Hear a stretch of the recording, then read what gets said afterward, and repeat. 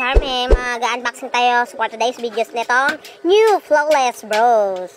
So, sa mga nasasaktan sa pagbunot-bunot na gamit ang chani at blade, meron na ditong Flawless Bro. So, murang-mura nyo lang siyang mabibili. Meron ako netong binibenta for only 120 pesos. Ayan nga pala yung quick start guide niya, mga ka-charming. So, ayan, set aside muna natin yan. Ito nga pala ang, para lang siyang stick.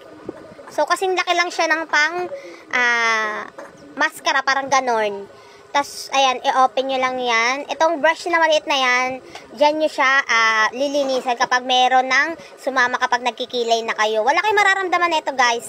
Ang battery lang na ini-insert dito is yung maliit, yung pang remote ng, katulad sa remote ng TV Plus, ganun. Maliit lang siya. Isang piraso lang naman.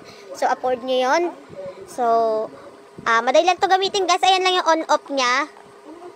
O, diba? Ang syala na ito, guys. For only 120 pesos lang yan, guys. Meron na kayong painless na pang-ahit ng kilay. Hindi nyo na kailangan magbunot-bunot dyan ng chani gamit nyo o ng blade. Mas sugatan pa kayo. Ito, napaka-painless lang siya. Ang ayos niya lang, nyo pa, mapupoint nyo pa kapag nagkilay kayo.